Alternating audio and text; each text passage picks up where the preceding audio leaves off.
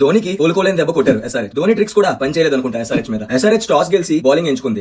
ఇంకా బ్యాటింగ్ విషయానికి వస్తే రచిన్ రవీంద్ర అండ్ రుతురాజ్ గైక్వాడ్ ఓపెనింగ్ వచ్చారు. రచిన్ రవీంద్ర పర్ఫార్మెన్స్ ఏమీ కనిపించలేదు. 21 బాల్స్ లో 26 కొట్టాడు. కానీ దూబే తన ఫామ్ కంటిన్యూ చేశాడు. 45 రన్స్ స్కోర్ చేయగలిగాడు. తర్వాత రహానే 35 రన్స్ స్కోర్ చేశాడు. చాలా మంచి నాక్ ఆడాడు. జడేజా కూడా 31 రన్స్ స్కోర్ చేయగలిగాడు. తర్వాత మన బ్యాటింగ్ వచ్చిన తాలా ధోని 1 రన్ మాత్రమే చేయగలిగాడు. ఎందుకంటే తను వచ్చిన లాస్ట్ 3 బాల్స్ లో కాబట్టి పెద్దగా ఛాన్స్ దొరకలేదు. ఇంకొస్తే నటరాజ్ చాలా ఎక్స్పెన్సివ్ గా మారాడు. మిగతా బౌలర్స్ అందరూ ఒక average bowling general genuine bowling చేసి 160 కి అయితే రెస్ట్రిక్ట్ చేయగలిగారు. 166 టార్గెట్ ఇచ్చిన సిఎస్కే ఎలా ఆపారో చూద్దాం. అసలు ఆపారా లేదా? బ్యాటింగ్ వచ్చిన ఎస్ఆర్హెచ్ లో హెడ్ అండ్ అభిషేక్ ఇద్దరు వచ్చారు. పవర్ ప్లే కంప్లీట్ అయ్యేసరికి 78 రన్స్ మీద ఉన్నారు. అభిషేక్ శర్మ అయితే ఏం తొక్కొచ్చాడో తెలియదు కానీ 12 బాల్స్ లో 37 రన్స్. ప్రతి బౌలర్ కి చిత్తకు కొట్టాడు. చాలా దారుణంగా చిత్త కొట్టాడు. తను ఎంత గట్టిగా ఎంత ఫాస్ట్ గా కొట్టాడో అంతే ఫాస్ట్ గా పెవిలియన్ కి వెళ్ళిపోయాడు. దీని తర్వాత ఇన్నింగ్స్ ని మార్క్రమ్ మాత్రమే బేల్ చేయగలిగాడు హెడ్ సాయంతో. 31 రన్స్ హెడ్ అవుట్ అయ్యాడు. తర్వాత మార్క్రమ్ 50 అవుట్ అయ్యాడు. తర్వాత Klaasen 10 runs not out, Nitish Rana 14 not out. వీళ్ళిద్దరే మ్యాచ్ని గెలుపు వైపు తీసుకెళ్లారు.